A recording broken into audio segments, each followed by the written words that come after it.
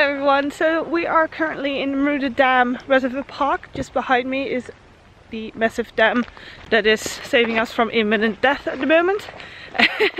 It's currently Easter Monday and we're having a very late barbecue. Basically, it's like 3:30 already. Having some very lazy days because it's a long weekend. Yeah, we'll be kind of going over some differences and similarities between Easter in Australia and Easter in the Netherlands.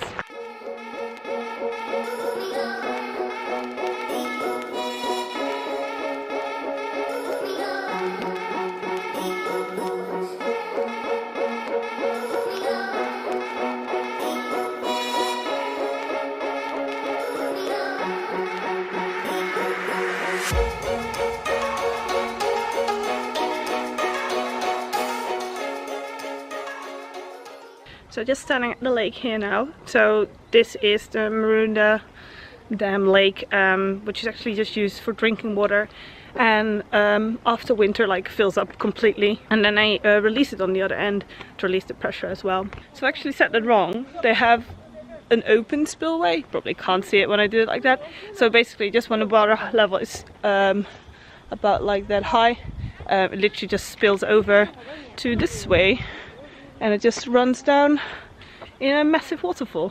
So actually with Easter, one of the biggest differences, but also the same, how to say that, similarities. The biggest similarities yet difference is the eggs. So for us, painting eggs is a really big thing. When you're a kid, you know, get hard-boiled eggs and then you paint them either at school or with your parents. And those are the eggs that we actually hide for the egg hunts.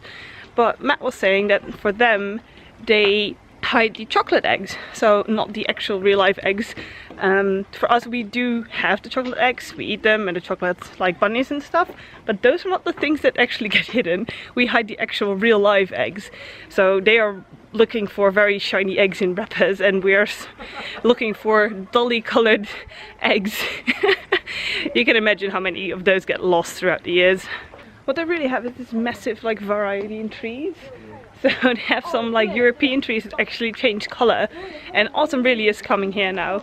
So you can see like lots of discolored trees, but the eucalyptus trees don't change, and then they also have like pine trees and everything. It's a really weird mix of everything. But I'm glad to see some European trees because it really gives the feeling of autumn when you see the leaf change. So one of the main things about Easter here is that it's a long weekend, as it is in most parts of the world, I think. So yeah, the religious people obviously go to the church on Sunday and Monday, but for most Australians it's a long weekend. So they get out, they go camping, having a barbie, and all those kind of things. Basically what we're doing today.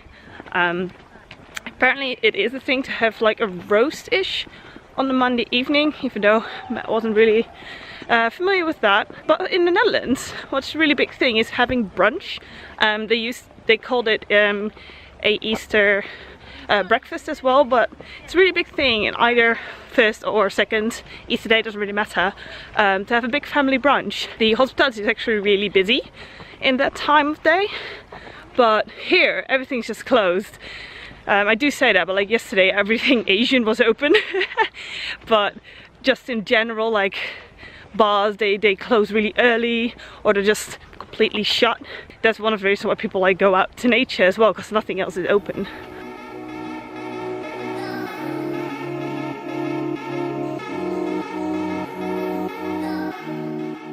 So we just climbed up to the lookout of the dam, which means I'm completely out of breath now. Really need to do something about that. But yeah, next to going out and having barbecue, one thing that they really do eat with Easter is hot cross buns. So a hot cross bun is like a seasoned sweet bread. Lots of times it has raisins in it, but some people prefer the chocolate version. And they have this cross either baked into it or done with like lines, which like represents the whole, you know, Jesus and the cross and those kind of things. We don't have that in the Netherlands. We do have like certain Easter breads, often like braided breads, but the one thing that we do have is a bread rooster, and I'm just gonna cut to a clip where I kind of explain about the whole bread rooster thing.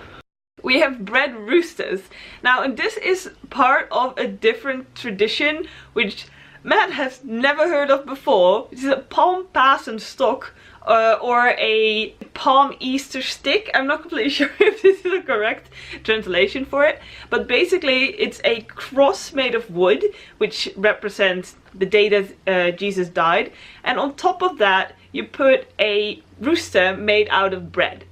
And I'm having an itchy head. This rooster basically represents the breaking of the bread that Jesus did. There are some other like elements to the stick as well. So they have like palm branches on it, which we often replace with buxus, which is this kind of branch, and that represents the coming to Jerusalem. They put eggs on it as well, which represents new life, and they also put 30 raisins on it, which represent the 30 pieces of silver that Judas was paid to betray Jesus. A bit harsh, but okay. And they also put on 12 peanuts or other type of candy or something like that, to represent the 12 apostles. Often there's a wreath involved as well to represent like the royalness of Jesus. So this is a thing that often kids, when you go to like a Christian elementary school, they make this, and I think they have like, yeah, they do something with them in the church and everything. I'm not completely sure, because as I said, I was not raised religiously. This is not something that I have made when I was younger, but I've seen it a lot as well. Another tradition, at least for me, I'm from like the northeast of the Netherlands, is having a paasbeeld. So that's basically an Easter pyre.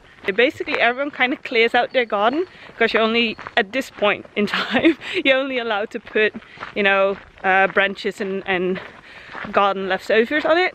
Because back in the day it used to be more about cleaning out your whole house, but people were putting like couches and car tires and all that shit on it, so it got too polluting.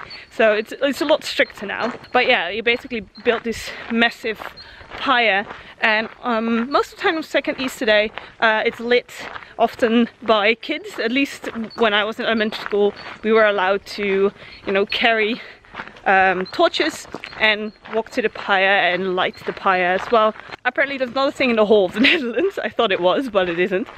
And yeah, it's not a thing in Australia either, though they could use some, because there's a lot of wood here that could use some burning.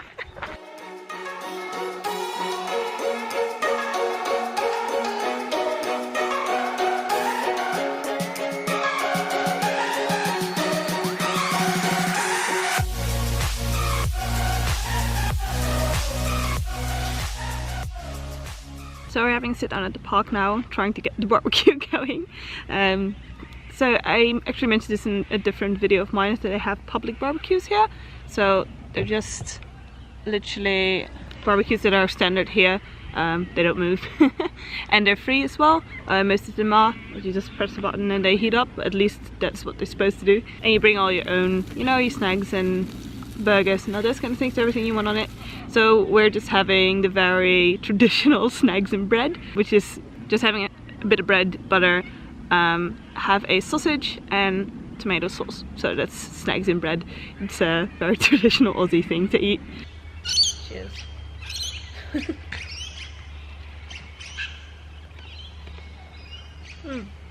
That's pretty good.